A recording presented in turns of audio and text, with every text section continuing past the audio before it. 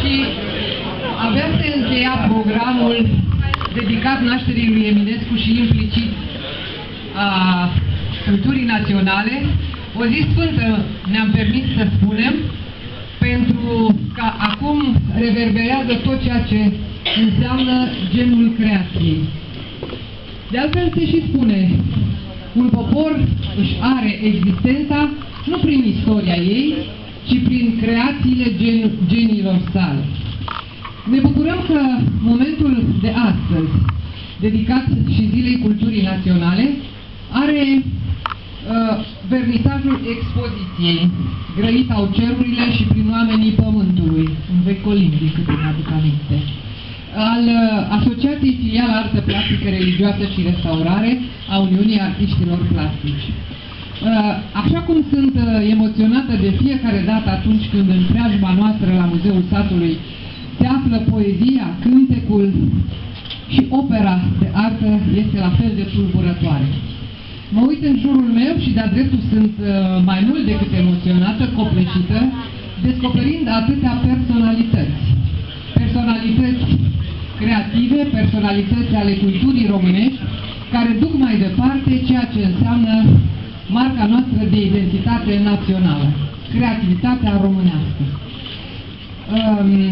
Nu știu întru totul și îndeaproape programul pe care dumneavoastră l-ați pregătit, dar cu siguranță veți da cuvântul distinșilor dumneavoastră invitați și mă gândesc aici, alături din preajmă, fugind de la Eminescu, a venit Părintele Șerbănescu să fie prezent la această extraordinară expoziție care reunește lucrări din aproape toate genurile și de restaurare. Eu, încă o dată vă spuneam, îmi place să vorbesc, dar e foarte bine să lași pe cei ce au ce să spună. De aceea o să-i dau cuvântul prietenului și colegului meu, zâna noastră, ca așa îi spunem, că ne cunoaștem de o viață, care s-a infiltrat la Muzeul Satului și bine a făcut, reușind să ne aducă aici oameni mărinimoși, talentați și de mare eleganță.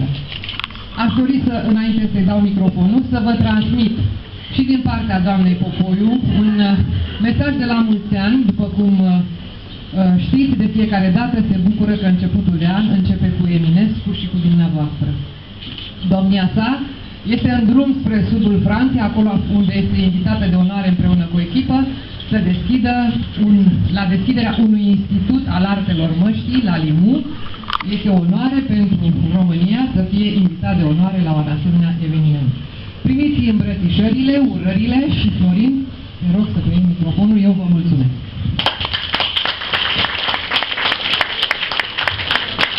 Vă mulțumesc frumos, doamna director dr. Lia Cosma. Cu singură corecție, zânul la masculin.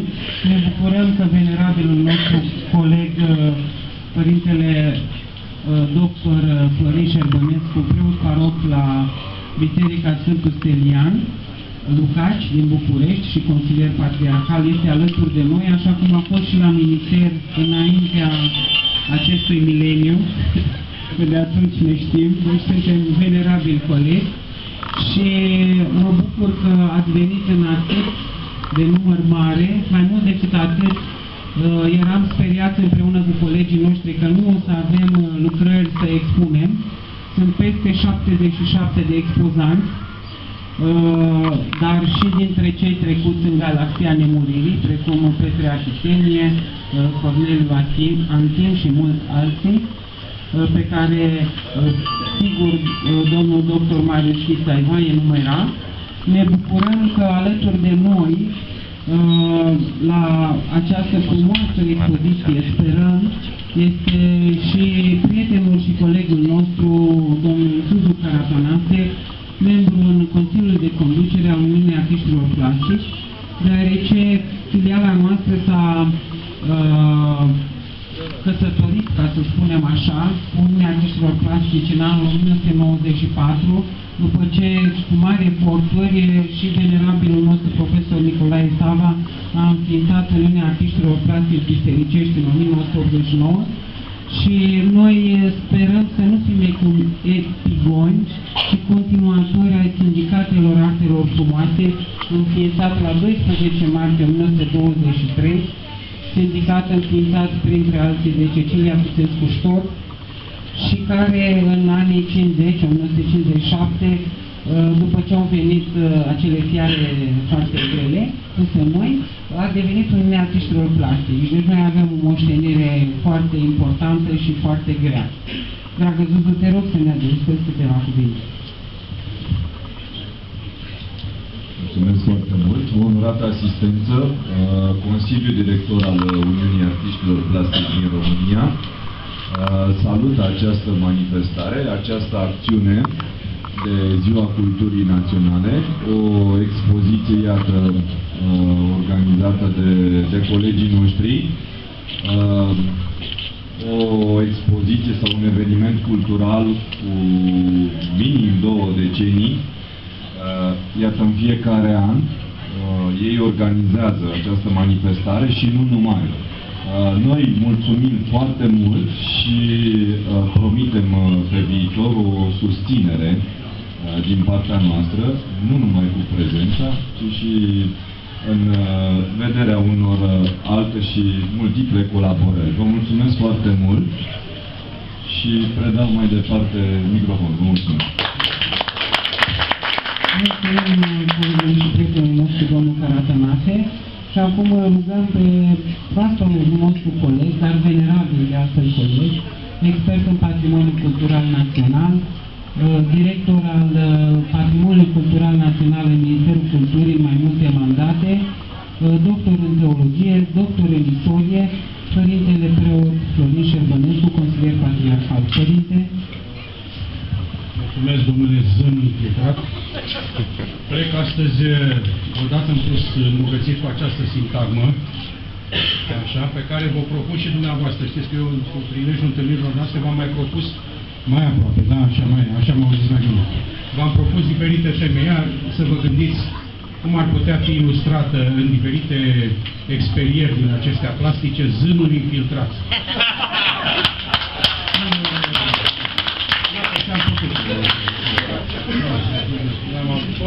Cu autori. Prima aceasta am preluat creator ideea și n-a acceptat.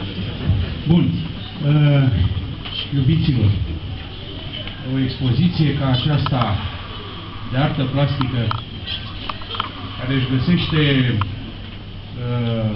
rostul în Ziua Culturii Naționale nu poate scăpa din perspectiva semnificațiilor sale majore, nici momentului, nici semnificațiilor ideii care ne guvernează într-un asemenea moment și ar trebui prin extrapolare să ne guverneze, am zice, întreaga noastră zbatere pe lumea aceasta, din perspectiva domeniului în care ne străduim să facem câte ceva pentru neamul românesc.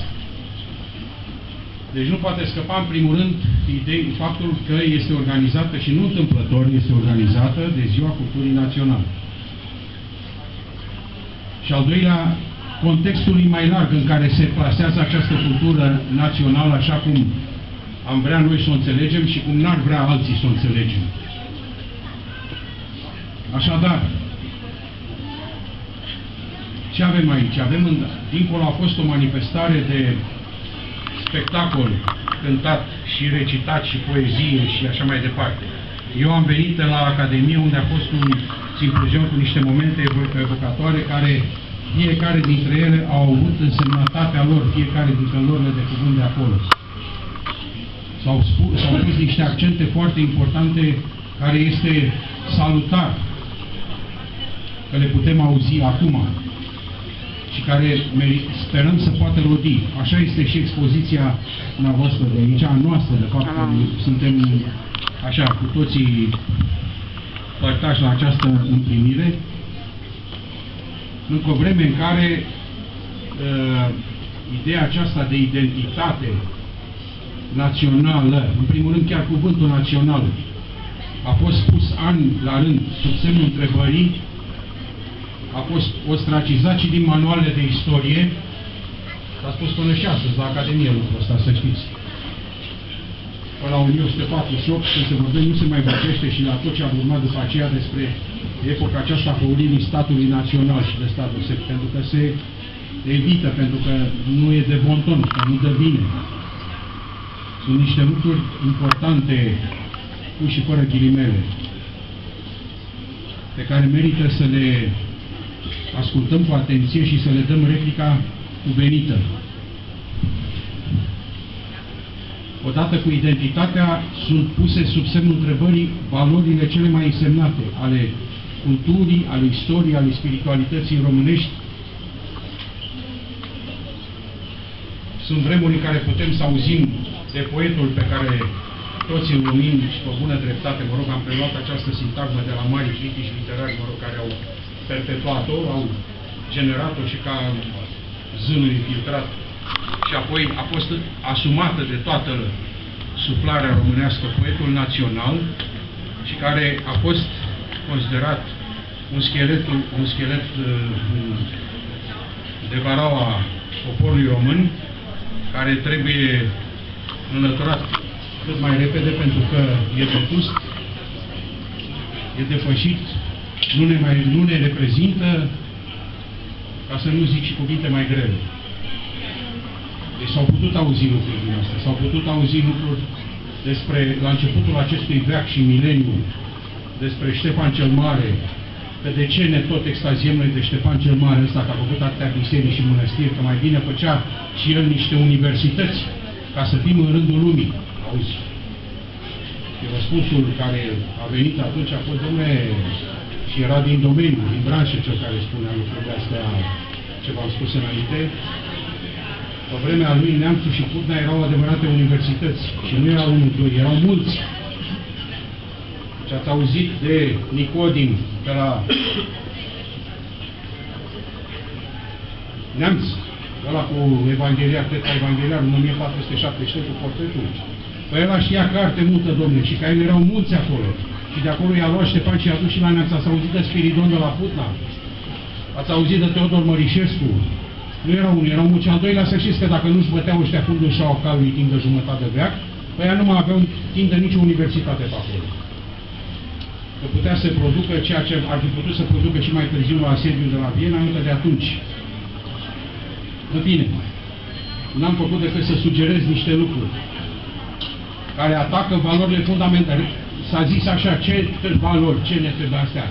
Sunt curentul acesta care a făcut valuri multe în anii noștri, acum, sub ochii noștri, în ultimii 25 de ani, curentul demitizării istoriei, care consideră istoria națională românească o adunătură de confleuri, de baloane de săpun din astea gogoși umflate, pe care nu-i de nevoie decât să le împungi cu un mic vârf de ac ca să se copească în neamă. Astea nu sunt mituri, sunt valori. Asta e diferența pe care trebuie să o înțeleagă și cei care au promovat asemenea idei. Sunt valori, sunt repere pentru neamul acesta. Orice popor care își uită aceste valori fundamentale se pierde. Noi trebuie să fim foarte conștienți de lucrul acesta. Am zis ceva mai devreme, în toamna anului trecut, era doamna Cosma prezentă în sala de vis-a-vis acolo, când ne-a spus despre Muzeul Satului, sintagma lui Nicolae Steinhardt, dăruind vei dobândi. A zis el, e profund creștin această zicere. Și dumneavoastră, acum, prin expoziția de astăzi, faceți așa, dăruind, ceea ce suntem chemați toți să facem, știți, cu talentul din mână să-l înmulțim, dăruind veți dobândi și pentru persoana dumneavoastră, dar veți dobândi pentru neamul românesc în general, pentru toată cultura românească. Deci, ceea ce e mai important, poate că pare un pic această insistență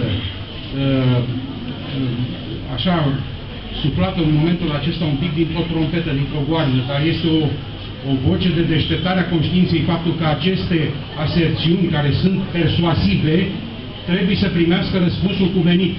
Și un răspuns, nu din acesta care zic, domne, noi suntem buricul pământului și nu, dar suntem noi. Și trebuie să avem coloana vertebrală, demnitatea de a spune lucrul acesta. Eu personal, dar cred că și dumneavoastră ați auzit vreodată vreun german care să zică dă-l în, așa, ca să mă opresc aici, pentru că suntem totuși într-un cadru public, de Goethe și de Schiller, la noi s-a zis de poetul național. Ați auzit vreun englez să zică, dă-l la gunoi cu numai de Shakespeare, dă-l încolo de Victor Hugo, de Balzac, de Molière, de Cutare, nu știu ce. Ce să mai acum, gata. Atenție, deci.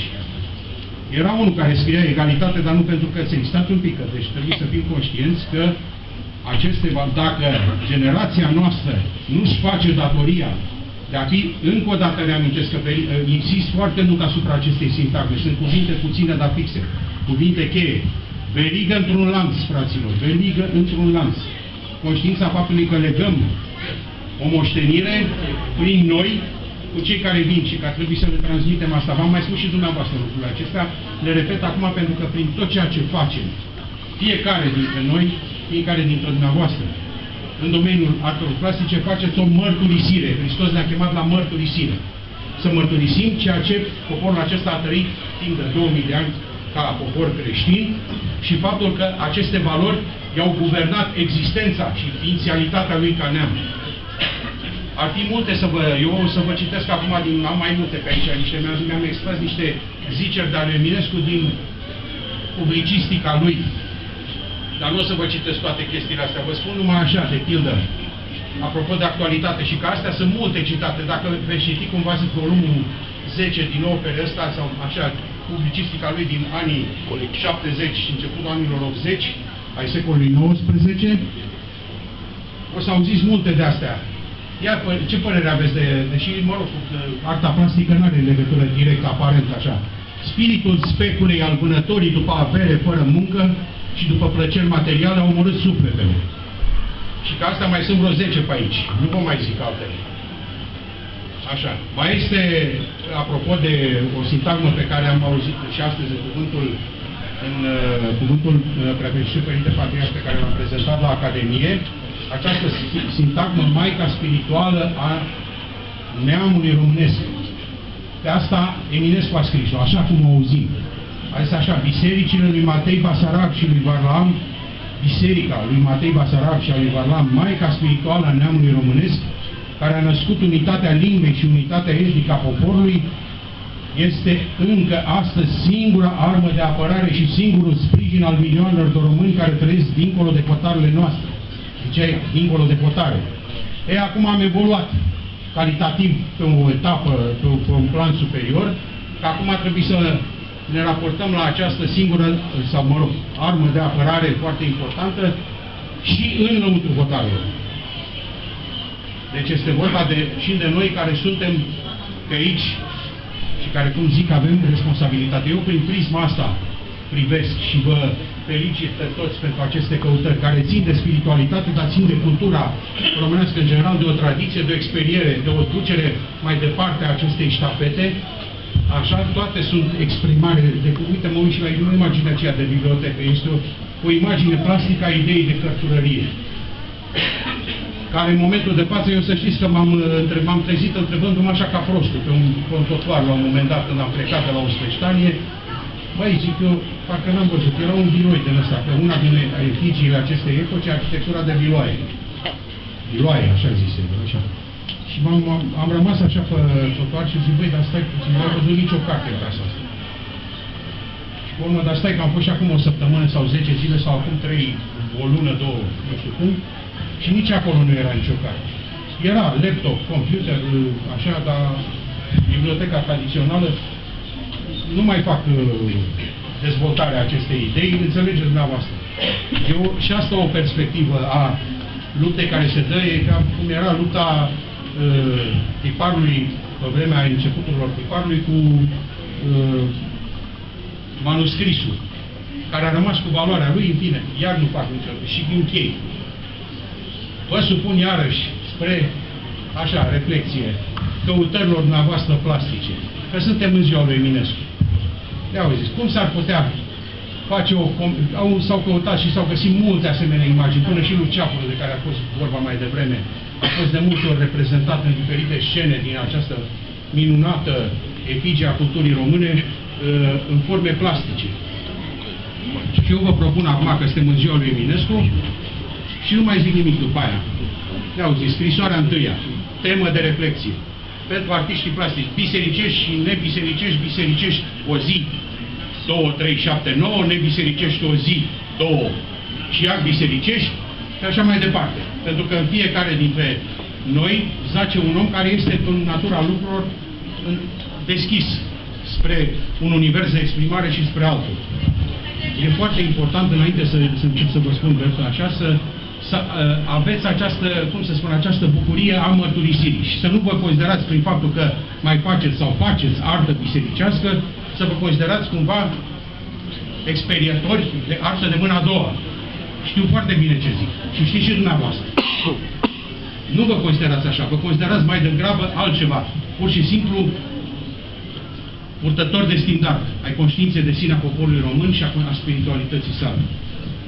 Deci, temă de reflexie. Teoria cosmogonică, scrisoarea întâi. La început, pe când ființă nu era nici neființă. Pe când totul era lipsă de viață și voință. Când nu s-ascundea nimica, deși tot era ascuns. Când pătruns de sine însuși, odihnea cel nepătruns. Cu prăpastie, genune, un oian întins de apă. N-a fost minte pricepută și nici lume să o priceapă, căci era un întuneric ca o mare fără o rază. Și nici de văzut nu puse și nici ochi care să o vază.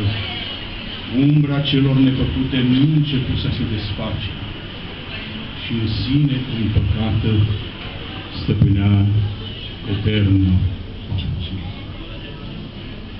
Dar deodată, un punct se mișcă, cel întâi și singur.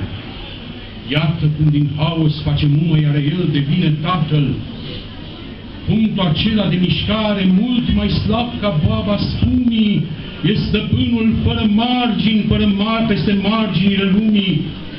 De atunci negura eternă se desface în pâșii. De atunci răsare lume, lună, soare și stihii. De atunci și până astăzi colonii de lumi pierdute pierd vin din sure băi de haos pe cărări necunoscute. Și în roiuri luminoase izvorând din infinit sunt atrase în viață de un dor nemărginit. Pictură. Trăiți, părinte! Mulțumim Părintele Priceco și pe această cale și aduc aminte colegilor noștri, dar și invitațiilor deosebit de aici, colegilor și prietenilor de la Muzeul Statului, că avem și o revistă ce se numește Presa. Doamna redactor șef, dr. Irina Sava, este aici, președinta Comisiei noastre constituționale. Mai mult decât atât și conducerea de la, apropo de drepturile de autor, de la Bizanța este doamna Irina Florescu și domnul Claudiu Sorbiu, colegii noștri.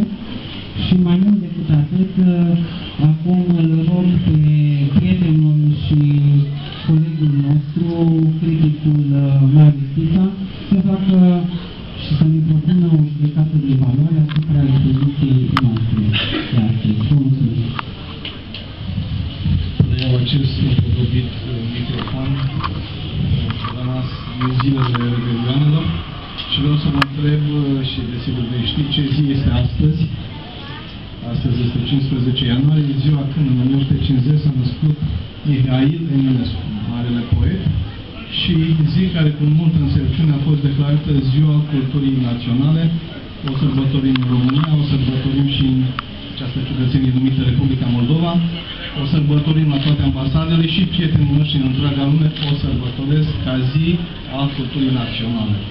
De asemenea, vă voi întreba ce an suntem și veți răspunde 2017 și o voi zice într-adevăr, este anul omagial al Sfintelor Icoane, al iconarilor și al pictorilor bisericești, declarat de Biserica Ortodoxă Română pentru acesta. De ce? Pentru că acum 1230 de ani la Nicea s-a pus capăt iconoclasmului și s-a declarat cultul icoanelor. Icoanele, iată că și de atunci și acum și întotdeauna au căpătat o foarte mare importanță în cultură și în spiritualitatea noastră. Nu degeaba americanii creatori de IT numesc aceste imagini simbol, care spun mai mult decât am putea vorbi noi, le zic icon. Sunt imagini simbol.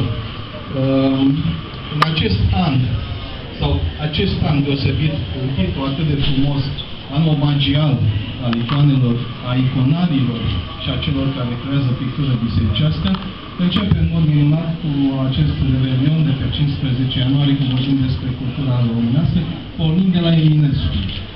Ce este Eminescu? Este o idee, el este un poet.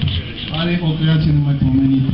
Ar fi fost nemaipomenit dacă în aceste zile am fi citit o poezie de a lui Eminescu și ar fi fost suficient, pentru că am fi făcut o trimitere, o imersiune într-o operă de o spiritualitate fantastică. Am fi fost obligați să facem acest lucru, pentru că de multe ori ziua, cotidianul, ne împiedică să ne raportăm, să ne ducem acolo unde este adevărul, în scrierea lui Eminescu.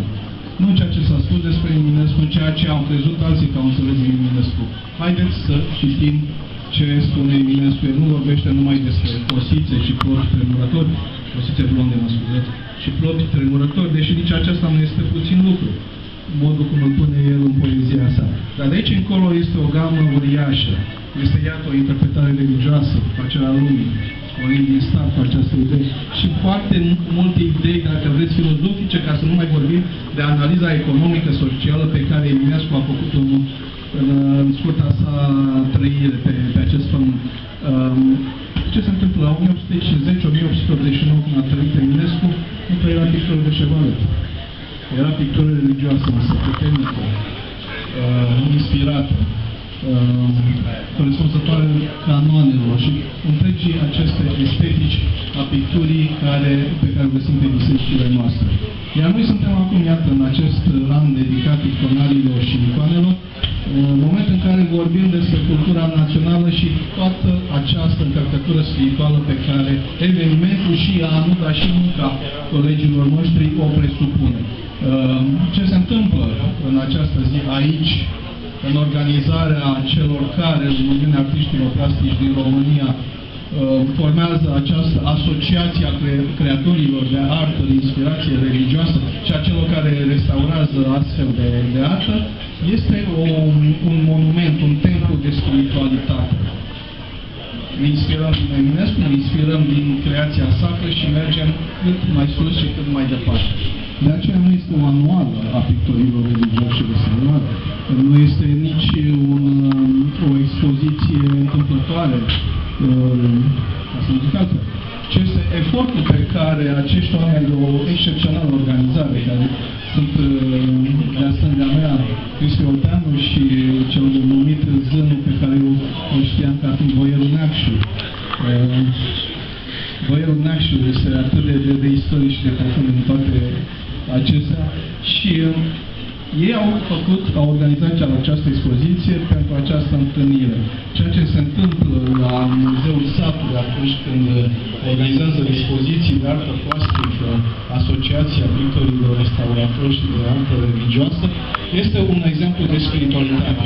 Aceste lucruri pe care vreau să le accentuez în referitor la această expoziție, încercând să evit și voi evita cu siguranță numerarea celor 77 de expozați pe care boierul Zânul mi-a plasat și care în niciun caz nu voi face, dar cu siguranță este vorba de cei care au expus în mod constant la saloanele organizate de asociații, de asemenea prieteni care s-au alăturat acestui efort, care au contribuit la această expoziție, așa cum spuneam, momentul de spiritualitate cu lucrările lor.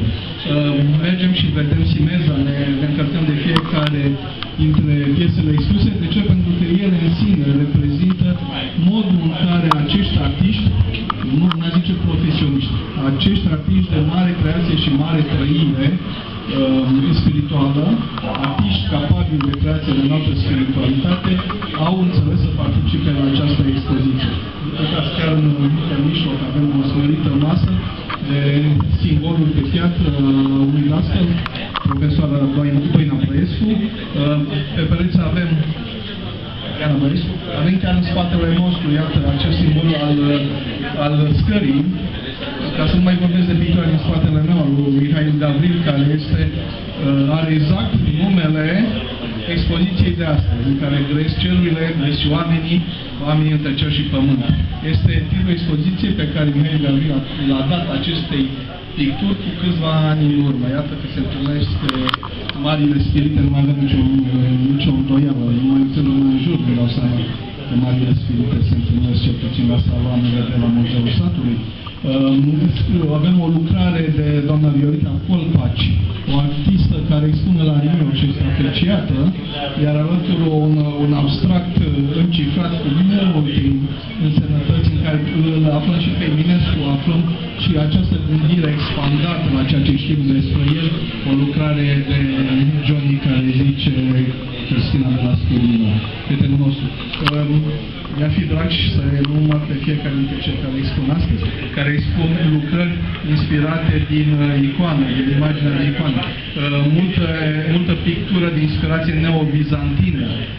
Această spiritualitate pusă într-un fel de canon relaxat, dacă n-ar fi un barbarism ceea ce spun, în ceea ce face ca la un moment dat să ajungem la ceea ce povesteam de multe ori și am accentuat în expozițiile pe care autorii profesioniști de artă religioasă, de pictură bisericească și de restaurare o fac, ne aduc această spiritualitate în față, ne aduc în casă. În modestele noastre căsuțe ni le pun în față. Ceea ce este foarte important, că această încărcătură spirituală a creștinismului, a picturii, a artei religioase, ne este adusă într-un moment de puternice convulsii sociale. Dacă ar fi numai această luptă împotriva lui Eminescu, un biet artist care a trăit o viață chinuită, un geniu uriaș pe care am încercat să-l transformăm în cadavru, nu noi, Doamne ferește, ci unii au încercat la un moment dat să cațere pe cadavrul lui și a ideilor sale, ceea ce este, să știți, o mică, părinte, este o mică tehnică de a șede într-un mod fals în sfere înalte, aceea de a transforma marile idei în lucruri de derâdere și de cadavre. Ceea ce a dispărut, s-a trecut și să le dăm, nu știu, bine meritata, dar obligatoria o uitare. Și iată că exemplul din ziua noastră este acesta. Ziua lui Eminescu este ziua culturii naționale, iar această expoziție arată că unde a evoluat spiritual societatea noastră și trebuie să ne bucurăm de această constatare, este clară, este vizuală, nu mai trebuie să e palpabilă, dacă vreți, să o instrumentăm și să o comentăm noi. Pornind de la această idee de pictură religioasă, de inspirație religioasă și de canon religios, aducem îngerii în calea noastră. Mă gândesc la Anda Varlam, o tânără care tocmai ai spus, și care ne-a transformat această idee administrativă de bulină seismică într-un înger păzitor al fiecărei case. Ne-a adus icoana acolo unde ne doare mai tare în viața de zi cu zi și această pictură. Sunt îngerii și cei care ne păzesc și pe care îi vedem în picturi, sunt îngerii și sfinții pe care îi chemăm în fiecare zi și la care ne raportăm cu tot ce reprezintă un sfânt din iconografia bogată a creștinismului și pe care trebuie să-l recunoaștem și să-l înțelegem.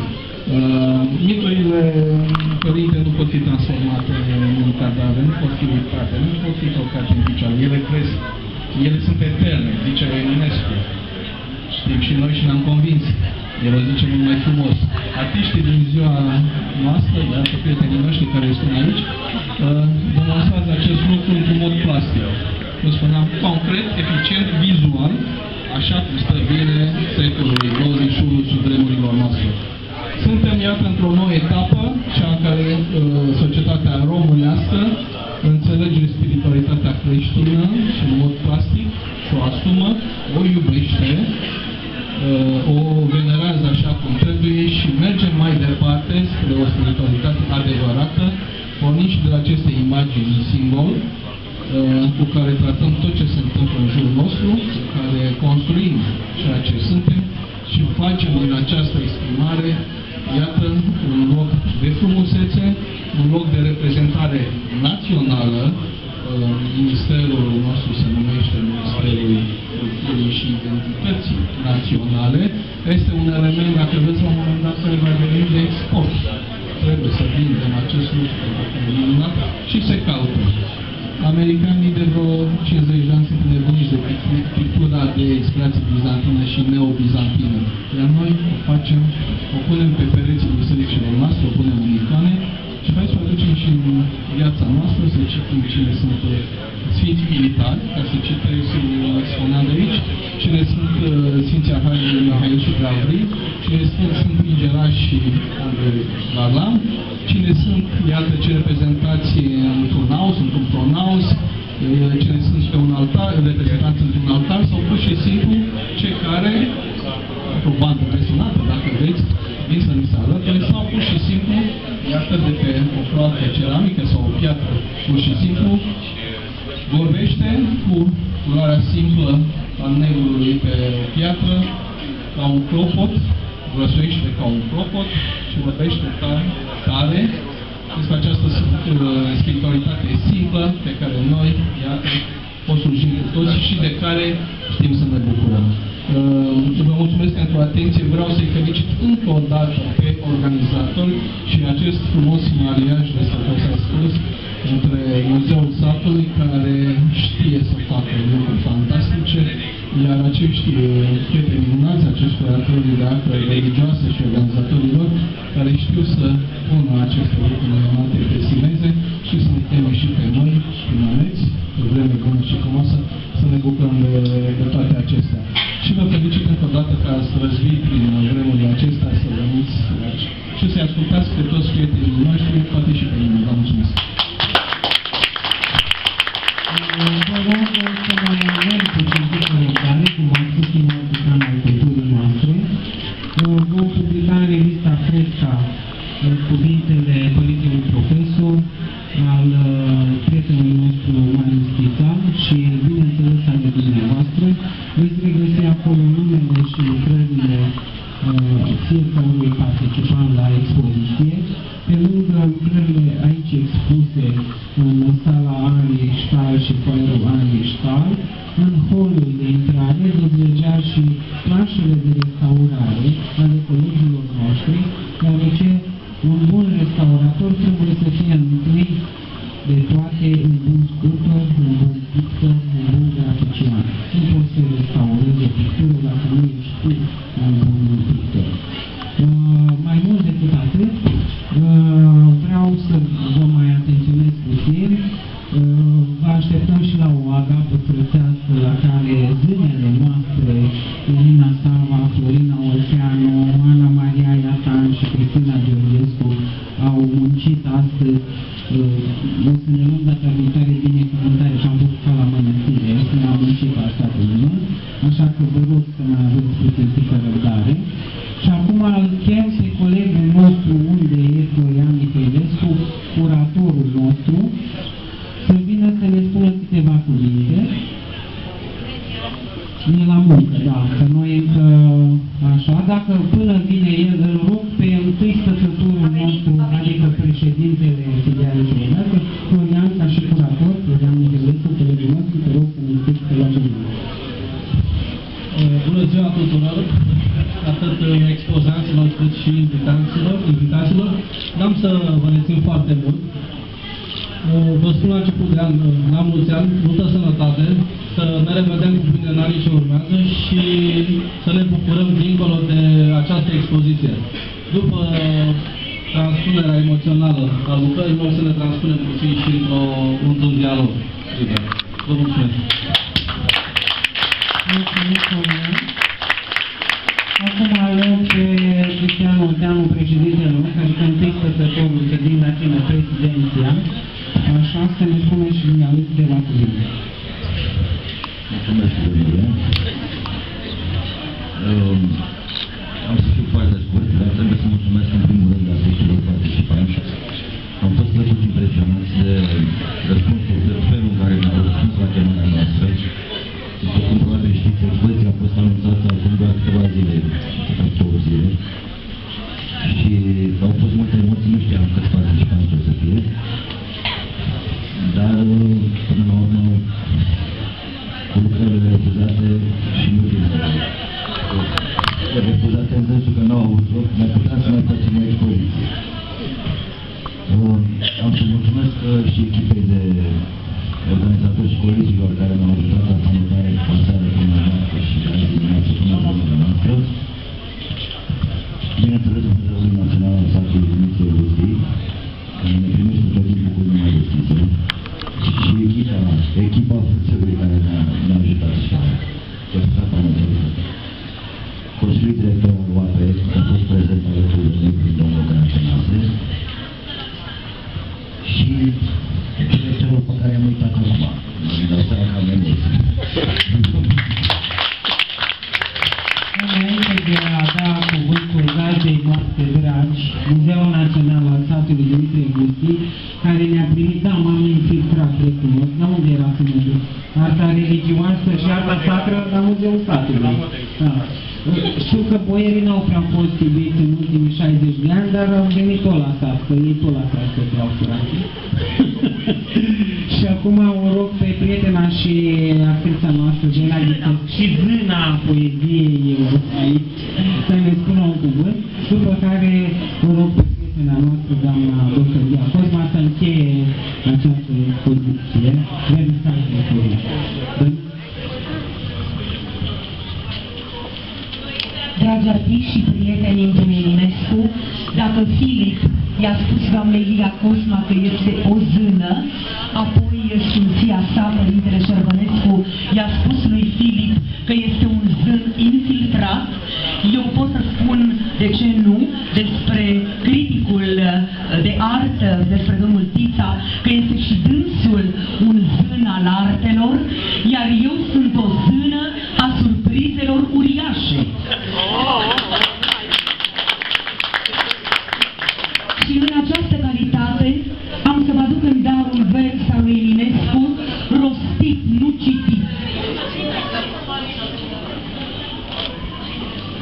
Stelele în cer, deasupra mărilor, ard depărtărilor, până ce pierd, după un semn, clătind catargele, tremură largele, vase de lemn, niște cetăți, plutind pe marile și mișcătoarele pustietăți, zboară ce pot și-a lor întrecere, veșnică trecere.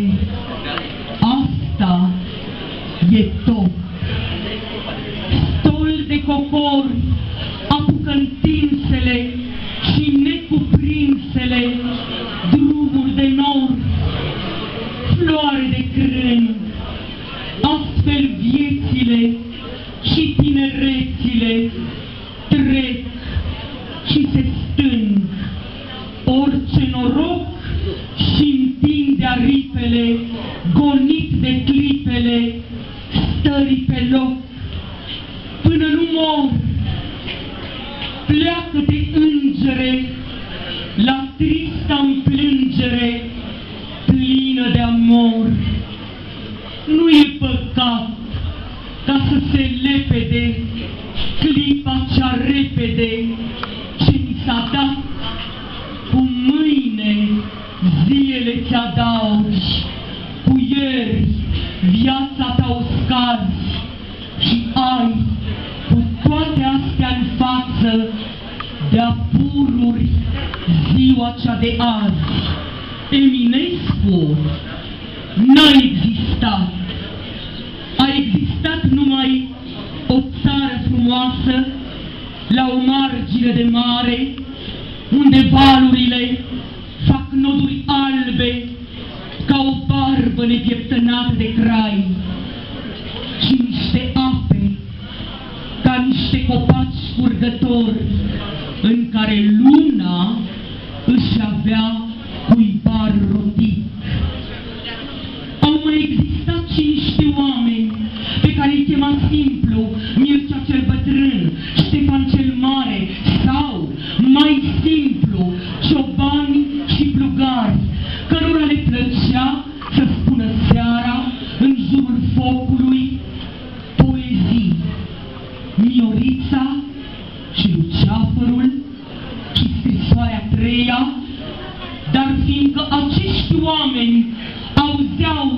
mereu lătrând la stâna lor, câinii plecau să se bată cu huni, cu tătari, cu avari, cu leșii și cu turcii. În timpul care rămânea liber între două primejdii, acești oameni făceau din fluierele lor jgheapuri pentru lacrimile pietrelor înduioșate de curgeau doinele la vale pe toți munții Moldovei și ai țării Vârsei și ai țării Vrancei și ai altor țări românești. Au mai existat și niște codri și un tânăr care vorbea cu ei, întrebându-i ce se tot leagănă fără vânt. Acest tânăr, cu ochii mari, cât istoria noastră, trecea bătut de gânduri din cartea cirilică în cartea vieții, tot numărând la plopii luminii, a iubirii, ai dreptății, care ieșeau mereu, dar mereu, fără soț. Au mai existat și niște ape, cu niște pasări care treceau așa pe deasupra lor ca lungi și mișcătoare șesuri. Au mai existat și niște tei și cei doi îndrăgostiți care știau să le trăinească toată floarea într-un sărut. Și pentru că toate acestea trebuiau să poarte un nume, un singur nume, li s-a spus Eminescu.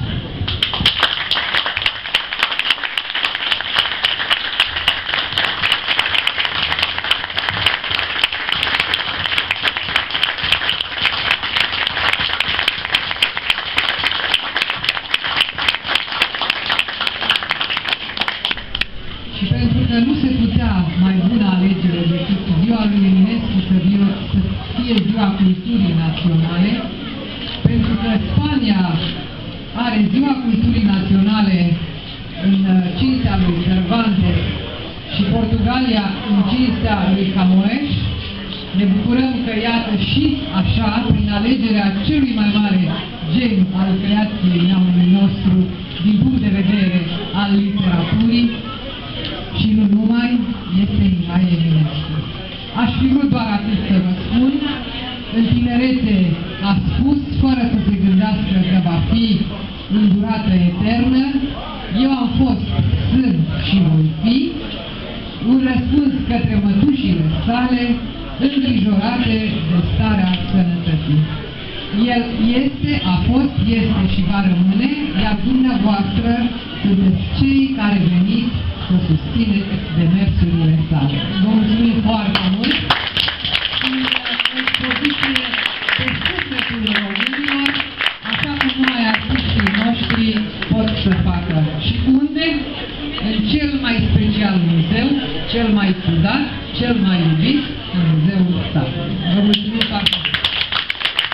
Mulțumim și vă invităm să veniți în colegul Amistar la o agapă părțească unde au contribuit toți cei din Brează. Să rugăm pe Părintele nostru și venerabil coleg să ne și binecuvinteze acele bucate